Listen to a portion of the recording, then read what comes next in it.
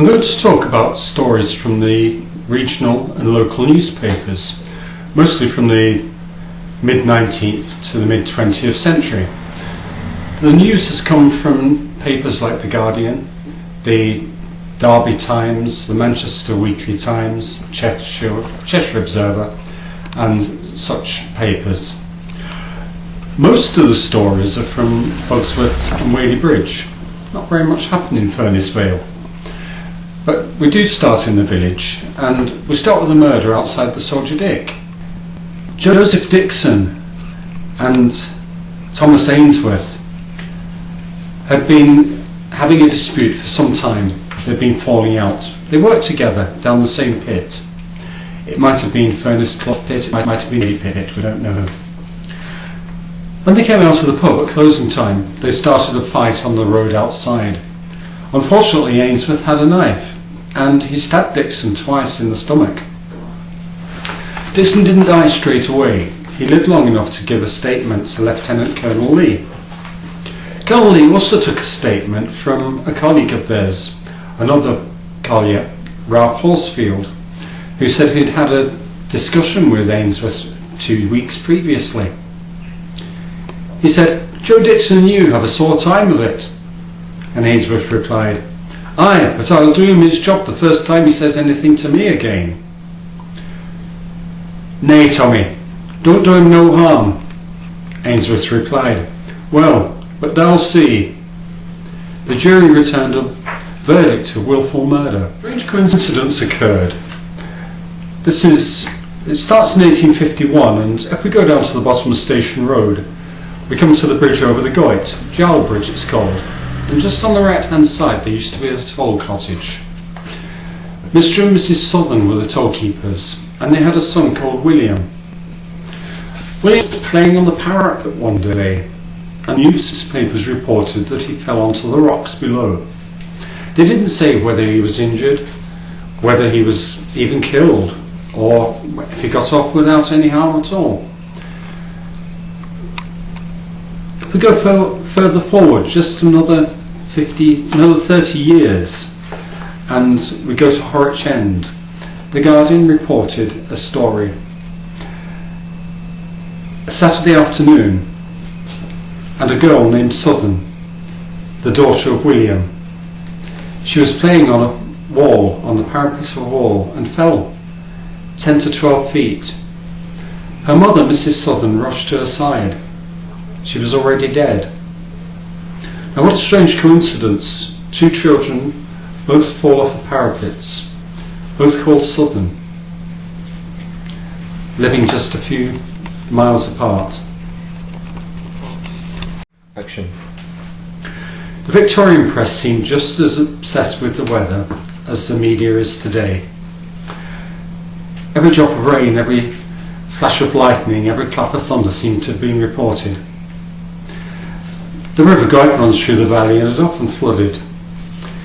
The printworks was quite often flooded out. We're often going along the A6 towards Bridgemont, suffer pools of water lying in the road under the railway bridge. It was the same in 1880. Nothing's been done since then. It was so deep in 1880 that the horses refused to go through. At Lady Pit, there's the remains of a ventilation shaft just at the corner of Dolly Lane. You probably all know it. The pit closed in 1902 and all the assets were sold. All that remained was the ventilation shaft and a 100-foot tall chimney.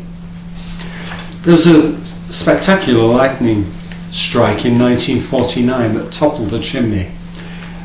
The bricks were spread 300 yards in every direction across the fields. The papers in Victorian times reported on lightning quite rather quaintly as electric fluid. One report in 1885 told the story of a lightning strike on a cottage at Kettlesham. It rushed in, destroyed all the furniture before leaving through a window. In 1877 there were a couple of strikes at Kingswood.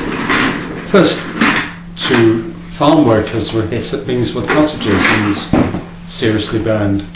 Then Bingswood Farm, just below, the electric fluid entered by the bedroom window, went downstairs to the parlour, and there it chased Mr. Wilson from the parlour into the kitchen, from the kitchen into the scullery, and there it got him and rendered him insensible before leaving through the front door.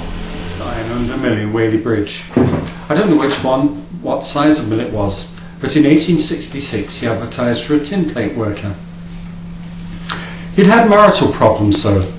In 1849 he was living in Hume, in Olive Grove, and a notice appeared in the garden to the effect that he would no longer be answerable for any debts that his wife Agnes Stein may contract after that date. She must have returned home and there must have been some reconciliation, but it wasn't to last.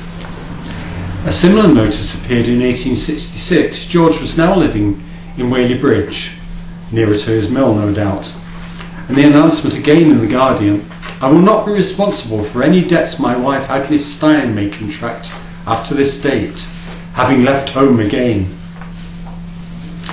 In 1837, a less conventional method was followed to dispose of a wife.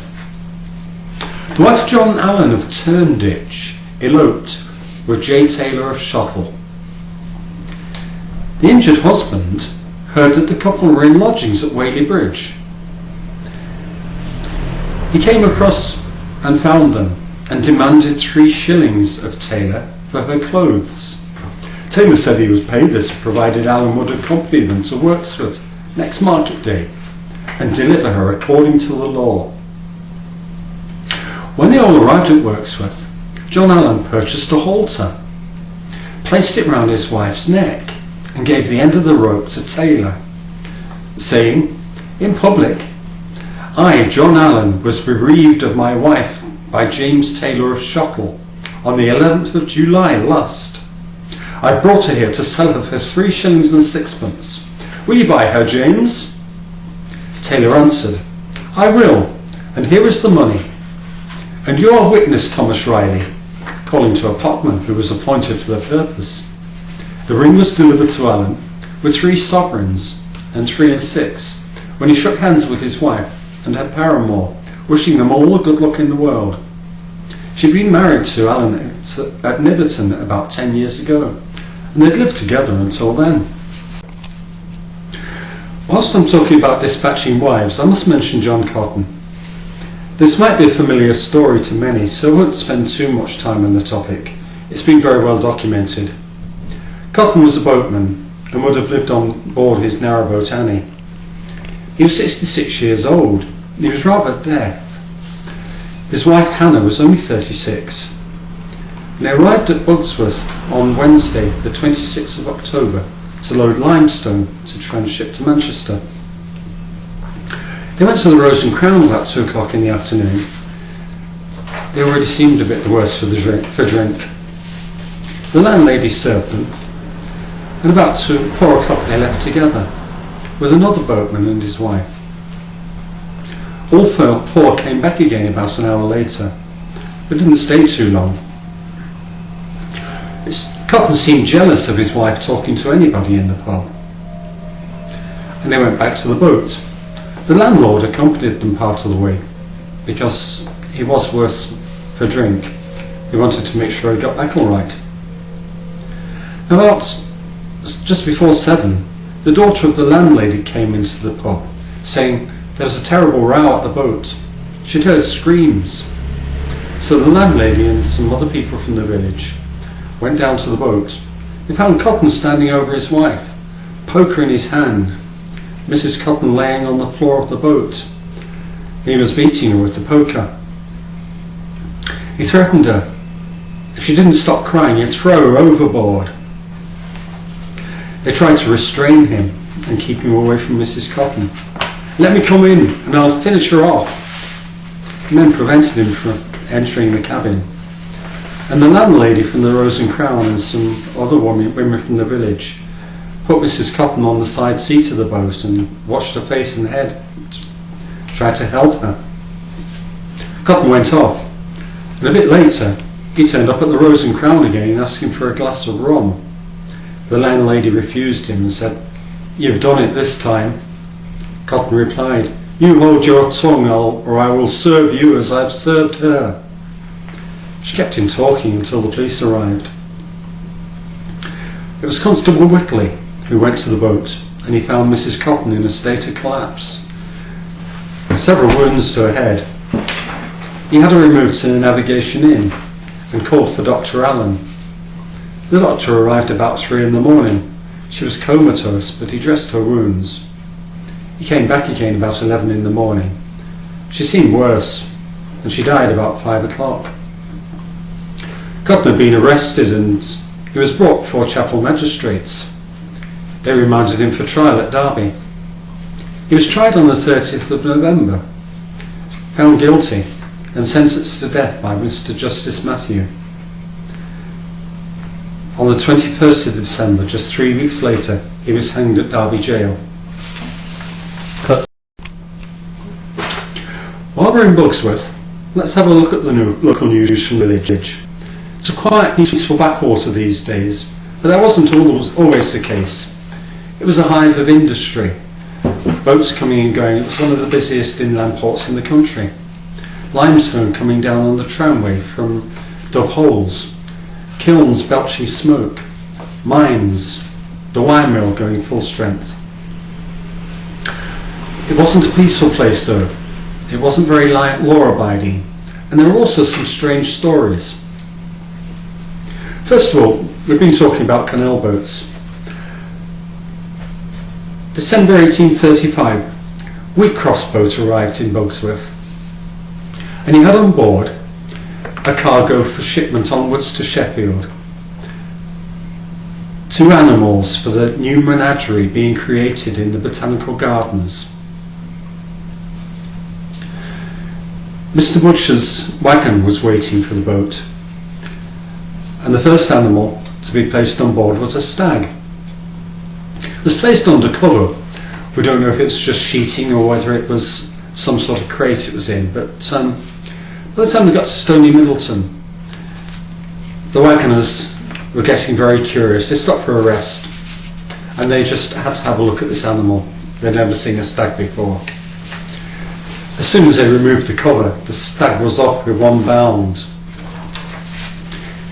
It had rather an uncomfortable and cramped journey. They gathered together a number of local men to form a search party. It wasn't until Sunday that he was seen again. He was in a nearby wood. They cornered him, shepherded him into a sheep pen. They thought they'd got the better of him, but there was about 8 of them. The deer just simply leapt over their heads, knocked 3 of them to the ground. He wasn't free for much longer because they did manage to catch him and dispatch him onwards to Sheffield. On the same Wheatcroft's boat was a bear, also headed for Sheffield to the menagerie. They were planning to place this poor bear in a hogshead.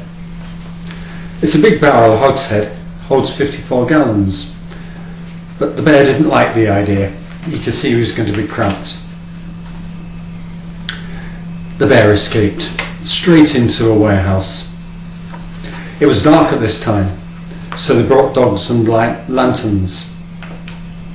They set the dogs in first of all. They were no match for a bear, and then the men went in. He had no collar and chain. He'd knocked that off as he escaped from them, and it took some while to corner him and capture him. Eventually they did. I don't know if they ever got him into the hogshead, but they certainly got him in the wagon and sent him off to Sheffield, but not before he'd ruined the clothes of all the men, severely scratched and bitten them. Good. Cut.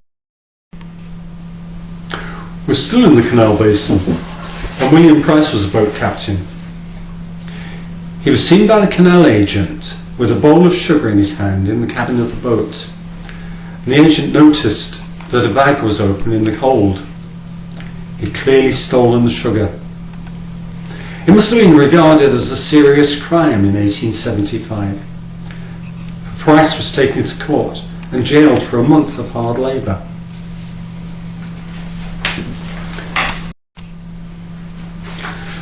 Peter Green was the landlord of the Crown and Mitre at Chinley.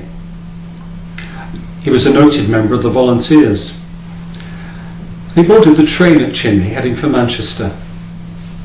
Already in the compartment was Mr. Bald Schofield, a strange name, and no connection with our treasure, I might add. He boarded the train at Chapel, where he was a tin plate worker, and had recently been discharged from the asylum. When the train pulled into Buxworth, the window opened, and Peter Green leaned out, shouting, "Murder! Murder!" A number of the passengers got out and ran to his assistance, as did the guard and some of the station staff. His face was covered in blood. There was blood all over the compartment of the train. He was badly bruised, and one ear and one eye completely made up. They restrained Schofield, who Green said had attacked him without any provocation, and various passengers accompanied the victim to New Mill Station. There the station master attended to him, tried to clean him up, and wanted to send for a doctor.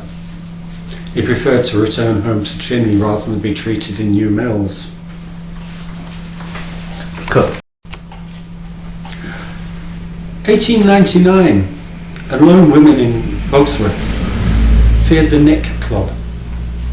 These were a band of local people, local men, who roamed the village begging for money for beer. If they called it the homes of lone men, they threatened and abused, and often smashed things up if they weren't given money. Sarah Rowley was a widow, and she saw the Nick Club approaching, locked and barred the doors, but they still smashed the doors down and started wrecking furniture. The vicar was passing, and he took a stick off of William Martin, one of the club. William Martin seized the vicar by the throat and knocked him down, threatened to give him a good hiding. Superintendent Gill, giving evidence in court, said Martin was an idle fellow, a terror to the neighbourhood. He was only jailed for 28 days, with hard labour, and fined 5 shillings.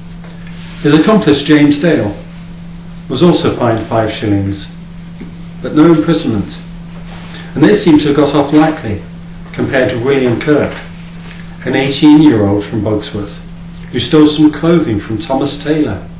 He was sentenced to 7 years transportation to Australia. Cut. Not all the news from Buxworth was about crime, and I've only given you a selection of those stories. This next report had a happy ending. A man visited the Chapel Union Workhouse in 1843, asking to be allowed to enter. His name was Ford. He resided in Buxworth, which was within the same union. He wasn't seeking to become a burden on the parish. He just wanted to meet a young woman, an inmate. He was asked whether he knew the woman, and he replied he had never seen her before in his life. He explained that he hoped to emigrate to Australia, and he'd been married before, so he couldn't travel as an emigrant with his family unless he remarried. He'd heard that the young woman he was anxious to see would be likely to make him a good wife if he could persuade her to accompany him. The clerk granted him admittance to the workhouse, and it seems his charms won the woman over, for she was allowed to leave. A public ratepayers meeting was immediately called, at which it was agreed to grant the young woman £10 when she was aboard the ship. The minister was called in, and he offered to forgo his fee for the marriage.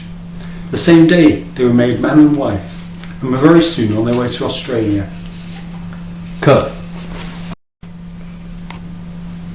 Chris' quarry at Buxworth was renowned for cutting stone sets.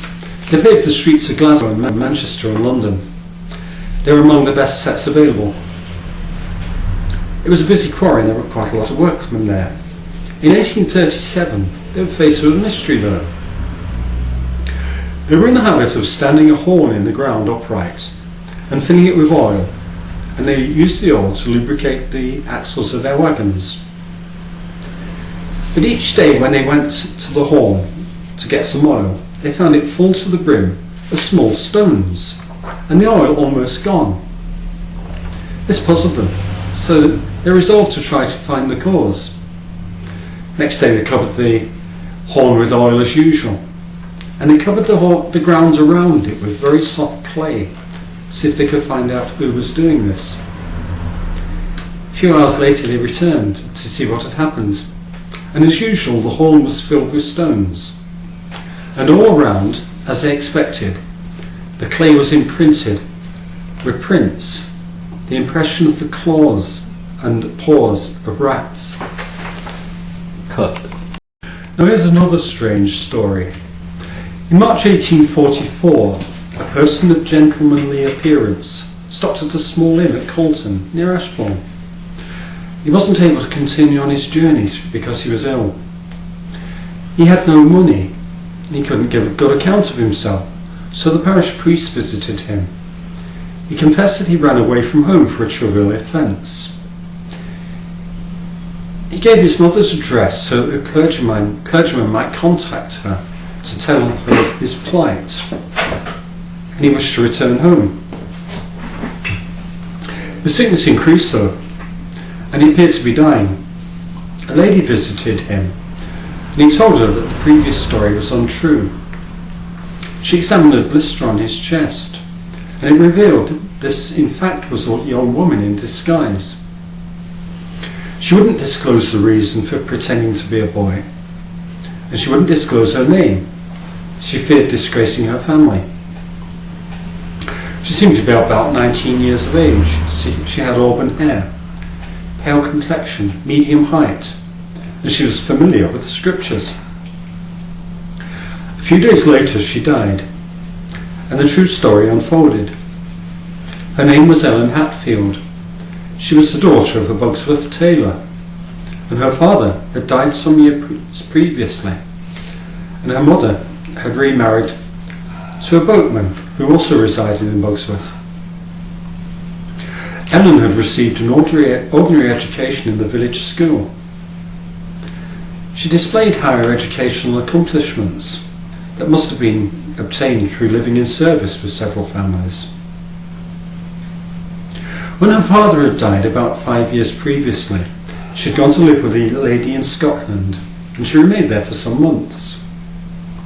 She left this position and dressed as a man, assuming different roles, including that of the mate of a merchant ship, holding that post until her sex was discovered. She figured as the son of a nobleman in various parts of the country, and supported herself by obtaining the sympathy of those whom she approached. Her mother seemed unaware of her way of life, although she did receive letters from time to time. Ellen Hatfield was about 22 years of age, but in her male attire would have passed for a youth of about 19. Cut. Chaplain and Niffrith workhouse was sheltered for the night. No sooner, however, had they been admitted within the walls of the night asylum than they began to destroy their clothing by burning it, their own being ragged and wet, calculating that in the morning they would each be supplied with new and better clothing at the union expense. In this latter instance they were mistaken, for the only habiliments provided for them were made from wrappering, and the appearance not being very complimentary, they became very disorderly and refused to put them on. The governor insisted, and a riot ensued. The tramps threatened to commit some outrage in the village if they were turned out in the clothing tendered to them. In this dilemma, a resident magistrate was consulted, but he declined to interfere.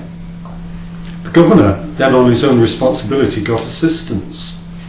The tramps were clothed by force, and they were turned out of the workhouse early in the afternoon. At about 3 o'clock, being on their way from chapel to Stockport, they broke the windows of Mr. Mosley's shop and stole several currant cakes thereout, and were apprehended by the constable nearby, eating the cakes. The next day they were taken before a magistrate, but after hearing the case, he declined to commit them for the felony because the property stolen was so trifling. On the other hand, he would not discharge them either because they had threatened the constable that if he didn't take them into custody, they'd commit another outrage before dark.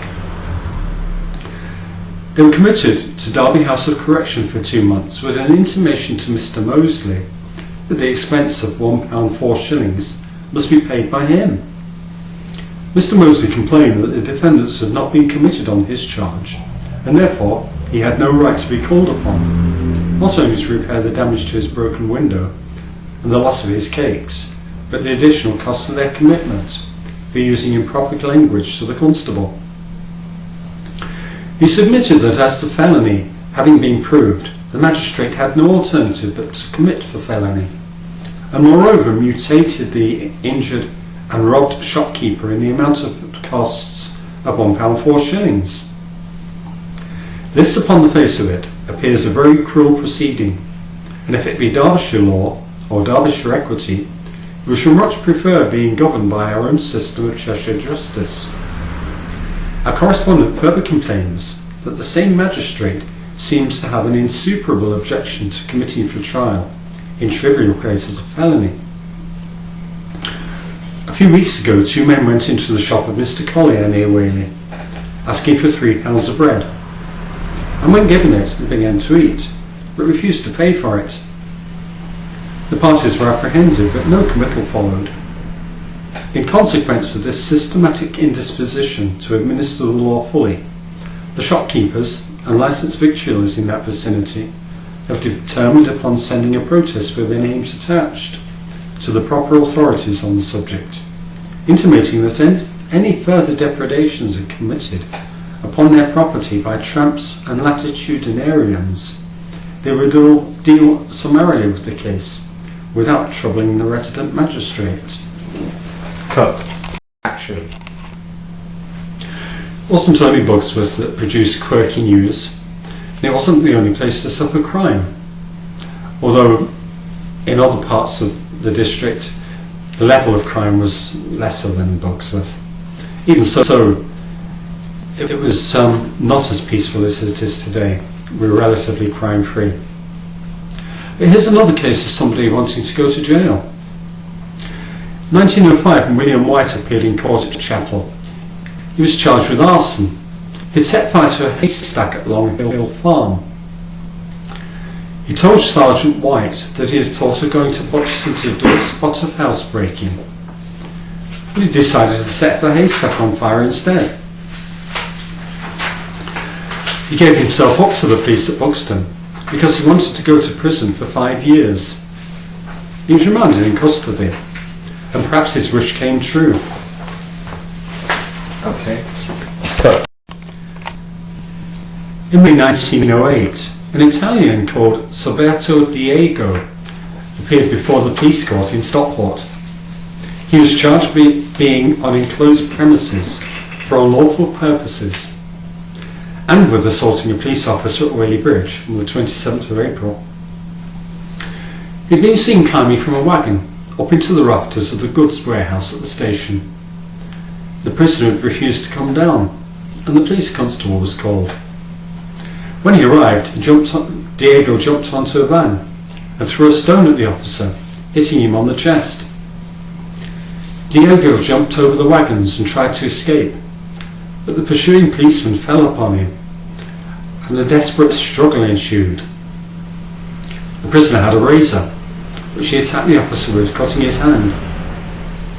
Support arrived, and it was only then that the Italian was overpowered. Speaking through an interpreter, Diego explained that he had arrived in England 7 months previously. He found himself in Whaley Bridge without any food or money, and decided to head for London. He thought it'd be safe hiding in the rafters until a train arrived. He'd only used a razor to prevent the police officer from choking him. Diego was sentenced to 28 days in prison and advised to leave the country as soon as he was released. Okay, action. We'll go back a few years to October 1861, and the police were waiting at the door of Knutsford Jail for for Joseph Hales to be released. He was immediately arrested, and he was committed at trial at Petty Sessions for stealing 200 weight of bones, the property of John Newton of Whaley. Now, who would be in the market for a bag of bones, I wonder? Okay, cut. A butcher from Whaley Bridge was in the habit of delivering meat to Buxton by train. But in order to reduce costs, he resorted to a rather unusual method, and in 1832 this got him into trouble. A railway detective was travelling on a train, and when it arrived at Whaley, the butcher approached him and placed a large piece of meat on the seat in front of him. He requested that it be delivered to the bookstall at Buxton Station. He offered threepence for the trouble and said, "It's all right, I often send it like this." On the arrival at the destination, a bookstall assistant came across and collected the meat, which was soon picked up by a local butcher. On hearing the case, under the old English common law offence of cheating and deceiving, Stockport magistrates were told that the defendant had been sending parcels in this manner for some time. The magistrate agreed with his defence that there had been no intention to defraud. It was suggested that the practice might occur daily throughout the kingdom. Although the practice was improper and irregular, it was not illegal, and the case was dismissed. Cut. Now I've got another coincidence for you. I'm sure you will know of the murder stone up on Disley Tops at Longside. It commemorates the murder of William Wood. Just 3 years after that murder, history nearly repeated itself. This March 1826, and Joel Ellis from Parwick was on his way to visit his cousin in Gorton. He stopped overnight at Horwich End and slept in the White Horse. Also staying at the White Horse was an Irishman, Michael Murray. When Ellis left the pub next morning, he noticed Murray sitting on the wall outside, wearing a pair of clogs. He changed the clogs for shoes and joined Ellis on the road up towards Disley. Once he got out into the lonely part, out of sight of human habitation, he struck Ellis on the back of the head with a blackthorn stick. We normally call these shillelaghs. He then beat him until he could resist no longer. Murray stole a few shillings and a silver watch, as well as some clothes, including a waistcoat, a shirt and some stockings. The attack took place at Longside, just a very, very short distance from the murder stone. Ellis was shortly found, fortunately, and he was taken to Disley, where he was lying in a very dangerous state. Mr. Newton, the magistrate from Taxal, circulated the description and the story to local police forces, and in Liverpool this was passed to various pawnbrokers. A few days later, a man answering the police description tried to pawn a silver watch in Mrs. Fox's shop. The superintendent was called, and Murray was taken into custody. He was brought first to Stockport, and then taken to Disley, where he was brought in front of the injured Ellis. The victim was still unable to speak, but indicated his recognition. Murray, seeing there was no escape, said, "Yes, I'm the man that did it. I'm very sorry for it now." He wanted to shake hands with Ellis, but he declined. He was committed to Chester Castle to await trial. Cut. I don't know where the German gypsies started their journey, or where it ended for them, but in 1906 they weren't given a very friendly welcome by either the Derbyshire or Cheshire or Sheffield police. One Friday night in October, the Sheffield police drove them across the border into Derbyshire, but the Derbyshire police sent them back again. Sheffield police sent them across the border once more, and again they were sent into Derbyshire. The police tired of their game eventually and led the gypsies a short distance, 60 of them, with horses, caravans and children, and they were allowed to camp overnight in a field. On a Saturday morning, 20 or so Derbyshire policemen were ready to drive them through over the moors, through Hathersage, Hope, Castleton and Chapel, until they reached Whaley, where they crossed the bridge and into Cheshire. The Cheshire police hadn't been told in advance, so they were able to go up the road and camp in a field at the side of Macclesfield Road. The bridge was guarded by the Derbyshire police to stop them returning. But set up camp, and it was a bit like a fair. The people of Whaley made them welcome and heard of their plight and felt sorry for them, so they were even given some money. And the gypsies did a bit of trade in cheap jewellery. They said they liked the country and intended to stay in Whaley for 2 years. Cheshire police got wind of their presence, however, and next morning there were 2 inspectors and 30 officers waiting for them, and drove them along the road through Bollington and Adlington, Hazelgrove and Stockport until they came to Eaton Lane. There was a bit of disorder here, and one of the gypsies threw his hat into the field. He wasn't allowed to go after it. They threw sticks at the police to show their resentment, and were soon persuaded to go on their journey again. The police phoned ahead to Lancashire at Trafford Park, and at the Stockport boundary 2 inspectors and 25 officers took charge. The gypsies weren't allowed to go into the shops, but occasionally they dashed in to do a bit of begging. They were driven onto Heaton Lane, and by this time it was getting late at night. They pleaded with the inspector to allow them to stop and rest. The children were getting tired and restless. The police was having none of it. "Sie sehr schlecht, Inspector." "You bad inspector," shouted the gypsy leader.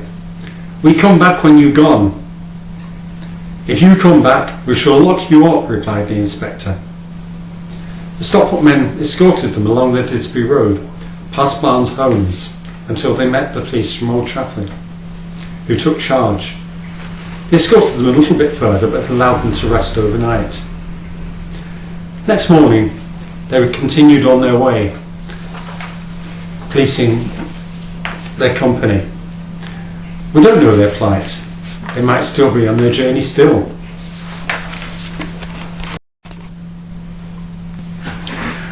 This is a short story from The Guardian in 1908.